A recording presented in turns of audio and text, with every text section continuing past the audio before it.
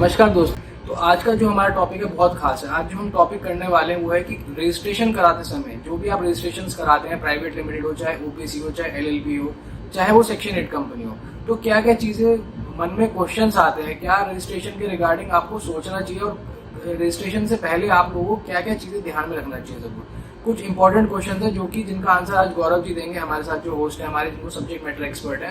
तो गौरव जी थोड़ा बताइए कि कोई भी व्यक्ति अगर रजिस्ट्रेशन कराता है आज की तारीख में, पहले हम प्राइवेट लिमिटेड कंपनी की बात लेके चलते हैं, प्राइवेट लिमिटेड हो, चाहे ओपीसी हो, चाहे सेक्शन 8 कंपनी हो, तो उसको सबसे पहले क्या ध्यान में रखना चाहिए, अपने डॉक्यूमेंट्स क्या क्या रखने चाहिए अपने हाथ में, और क्या क्या चीजें उसको लेकर जाना चाहिए टैक्स प्रोफेशनल या फिर कोई भी कंसल्टेंट के पास। देखिए, मैं एक चीज़ बोलूँगा, अगर आप बिजनेस शुरू करना चाह रहे हैं और आप रजिस्ट्रेशन कराना चाहते हैं तो कई सारी त्रुटियां, कई सारी क्वेश्चन, कई सारे कंफ्यूजन हमारे दिमाग में होते हैं कि हाँ जी, क्या हम पहली चीज़ तो ये होती है रजिस्ट्रेशन रीजनेबल है भी या नहीं है। देखिए, सिंपल सा फंडा है, अगर आप कोई भी बिजनेस लीगली करने जा रहे हैं, अगर उसको लीगली रजिस्टर नहीं करेंगे तो कहीं ना कहीं वो आपको इम्पैक्ट ही देगा, बिल्कुल। क्योंकि अगर आप लीगली कोई बिजनेस नहीं कर रहे, रजिस्ट्रेशन करे बिना ऐसे ही कर रहे हैं किसी बिजनेस को, तो उसमें दिक्कत तो है ही है। ठीक है, आपको लीगली कहीं भी कोई प्रॉब्लम हो सकती है, कल को कोई भी बंदा आपके खिलाफ अगर कोई केस कर देता तो आपको कोई सोल्यूशन नहीं मिल पाएगा। ठीक है, आपके कहीं पैसे अटक गए तो आप किसी से मांग नहीं पाओगे। आप इवन कोर्ट ऑफ लॉ में भी जाते हो, कोर्ट में केस करते हो उसके खिलाफ, तो आप क्या बोलोगे कि आपका कोई बिजनेस था, क्योंकि आपने कोई रजिस्ट्रेशन ही नहीं कराया था, तो कहाँ से कोई बिजनेस था। ठीक है। अच्छा गौरी, थोड़े ये बताइए कि भाई रजिस्ट्रेशन से पहले उनको और भी कुछ चीजें होती हैं कि भाई वो लोग सोचते हैं कि भाई हम पैसा खर्च करें या नहीं करें इसके ऊपर, कि ये फालतू का पैसा खराब ना हो जाए। भाई पैसा लगा दिया 10-15 हज़ार, रजिस्ट्रेशन कर लिया, डॉक्यूमेंट्स बना दिए, उसके बाद काम नहीं किया। उस केस में, सिनेरियो में आप क्लाइंट्स को क्या सलाह देना चाहेंगे कि भाई वो इसको रजिस्ट्रेशन से पैसा अच्छे से वसूल पाएंगे, सीधी सीधी बात है, कर पाएंगे नहीं कर पाएंगे काम। तो उनके दिमाग में ये क्वेश्चंस भी कई सारे आजकल आते हैं कि भाई हम रजिस्ट्रेशन तो करा लें, उसमें उसकी कंप्लाइंसेस कैसे मेंटेन होंगी, काम नहीं चला तो बंद हो जाएगी कंपनी, या फिर उसको स्ट्राइक ऑफ कराएंगे, कैसे कराएंगे, क्योंकि हर चीज में खर्चा है इसके अंदर कंपनी बनाने के बाद। तो उसके बारे में थोड़ा सा गाइड करिए। देखिए, बिल्कुल सही बात बोली जो आपने एक शब्द बोला कि हाँ जी, क्या हम अपना पैसा वसूल कर पाएंगे या नहीं कर पाएंगे। देखिए, आज के ज़माने में अगर आप बिजनेस करने जा रहे हैं तो आपकी छोटी मोटी इन्वेस्टमेंट तो लगती ही लगती है। अगर आप कुछ भी करने जाते हैं तो आपको 6 महीने की, अगर आप दुकान भी खोल रहे हैं तो आप 6 महीने ये सोच के चलते हैं कि हाँ जी, हमें अपनी जेब से लगाना है। कई बिजनेस ऐसे होते हैं जो 1 महीने में भी आपको रिटर्न दे देते हैं। ठीक है, अब आप इसकी रूपरेखा दिमाग से तय होती है, कई बार रेवेन्यू मॉडल से तय होती है, कई बार ये तय होती है कि हाँ जी, हमारे रजिस्ट्रेशन क्या है क्या नहीं है। अब बिना रजिस्ट्रेशन के अगर आप चाहो कि हाँ जी मैं बिजनेस शुरू कर दूं, लोगों के मेरे पास सवाल आते हैं, आपके पास भी इवन कॉल्स आती होंगी। ठीक है, वो कहते होंगे सर ये बड़ा लाइसेंस क्यों दिलवा रहे हो, ठीक है, आप प्राइवेट लिमिटेड क्यों दिला रहे हो, हमारा तो सोल प्रोप्राइटर से काम हो जाता है। अब सोल प्रोप्राइटर के बारे में आप थोड़ा सा बताएं, क्योंकि आप लीगल एक्सपर्ट हैं, कि जब हम कंपनी स्टार्ट करते हैं, कंपनी में और सोल प्रोप्राइटर में कितनी परेशानियां होती हैं। सोल प्रोप्राइटर में हमें सिर्फ एक जीएसटी लेना पड़ता है। जीएसटी लेने के बाद हम क्या टेंडर अप्लाई कर सकते हैं? कोई इश्यूज आते हैं काफी ज्यादा उसमें, बट हाँ प्राइवेट लिमिटेड का बेनिफिट एट दी एंड होता ही ज्यादा है, ये तो है। बट हाँ कंप्लाइंसी कॉस्टिंग भी थोड़ी बहुत ज्यादा बढ़ती है सोल प्रोप्राइटरशिप में, हेसल्स थोड़े कम है as compare to private limited. But हाँ प्राइवेट लिमिटेड का एक ही लॉन्ग टर्म में बेनिफिट आपको ज्यादा मिलता है। लोन्स में अप्लाई कर सकते हैं, गवर्नमेंट की स्कीम्स में अप्लाई कर सकते हैं, काफी सारी स्कीम्स है गवर्नमेंट की, साथ फंडिंग में आपको सबसे ज्यादा हेल्प करती है प्राइवेट लिमिटेड कंपनी। इवन आप शेयर्स भी इशू करना चाहते हैं, जैसे किसी को शेयर्स इशू करने हैं, आपने कोई पार्टनर बनाना है, तो आप इजीली शेयर्स इशू करके अपनी कंपनी के अकाउंट में फंडिंग ले सकते हैं। तो ये कुछ बेनिफिट्स रहते हैं बस।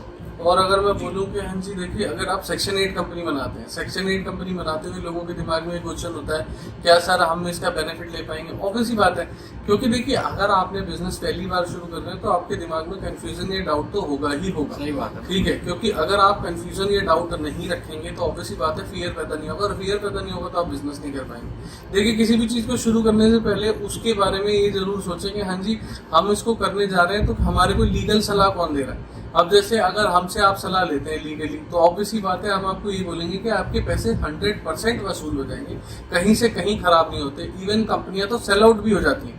ठीक है, कंपनियां अगर आप काम नहीं कर रहे हैं तो कंपनियां इस आजकल तो ऐसे पोर्टल बन गए जिसपे आप अपनी कंपनी लिस्ट करा सकते हो कि हाँ जी बेचनी है हमें। ठीक है, हमें डायरेक्टर चेंज करने, करंट अकाउंट बंद करना है, डायरेक्टर चेंज किए, शेयर ट्रांसफर हो गए और कंपनी आपकी सेल हो गई। एड्रेस चेंज किया आपकी। कई बार तो ये भी होता है कि हाँ जी हमने ऑब्जेक्ट चेंज कर दिया, हम पहले मिल्क प्रोड्यूसिंग में थे, आप किसी और बिजनेस में चले गए तो ऑब्जेक्ट भी चेंज कर दिया, नाम भी चेंज कर दिया, डायरेक्टर भी चेंज कर दिया, एड्रेस भी चेंज कर दिया, कंपनी बदल गई।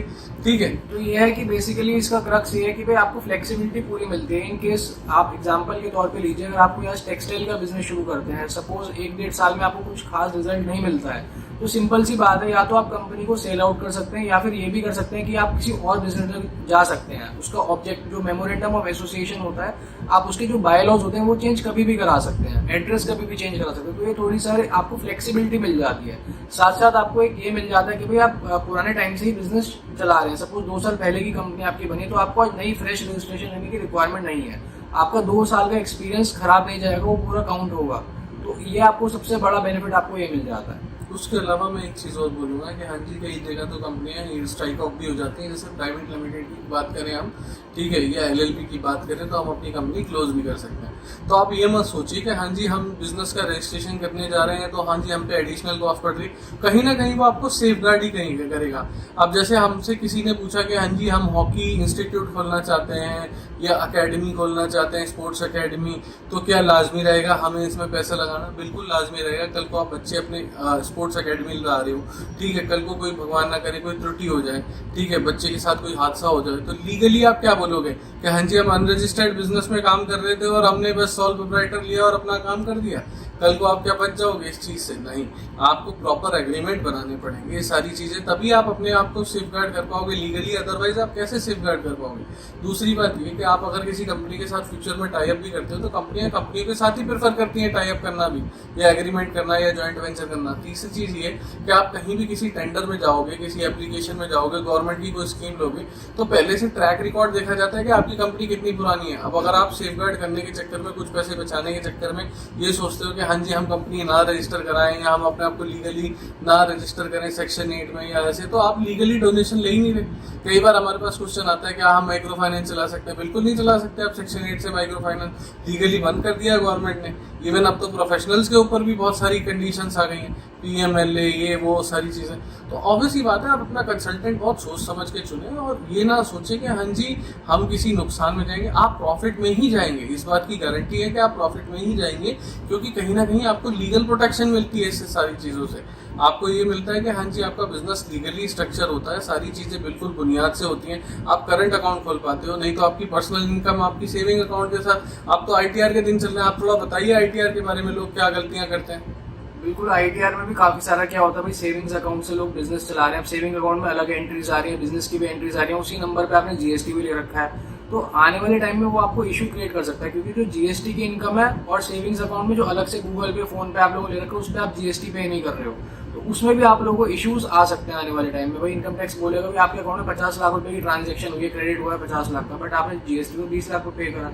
तो वो सब चीजें भी आपको ध्यान रखनी है। अब आपका अलग सेपरेट एक करंट अकाउंट अगर होगा बिजनेस का, तो उसमें आपकी बिजनेस की एंट्रीज आनी चाहिए, चाहे आप प्राइवेट लिमिटेड खोलें या फिर आप प्रोप्राइटरशिप में भी अगर आप काम करें, तो आप पे प्रॉपर करंट अकाउंट अलग होना चाहिए। कभी भी सेविंग अकाउंट से आप काम ना करें जीएसटी नंबर लेकर। तो ये चीजों का भी आप ध्यान रख सकते हैं। साथ साथ क्या है, इस वीडियो का क्रक्स आपको ये है कि जो भी आप वर्किंग कर रहे हैं, आप प्रॉपर एमओयू बनाइए, मेमोरेंडम ऑफ अंडरस्टैंडिंग बनाइए, जिससे भी आप डील कर रहे हैं, चाहे वो आपका अपना ही एम्प्लॉय क्यों ना हो, प्रॉपर आपके उसके साथ एग्रीमेंट होना चाहिए। भाई आप 11 महीने मेरे यहाँ काम कर रहे हो, 12 महीने कर रहे हो, जितना भी टाइम कर रहे हो उसका आपको प्रॉपर एग्रीमेंट होना चाहिए।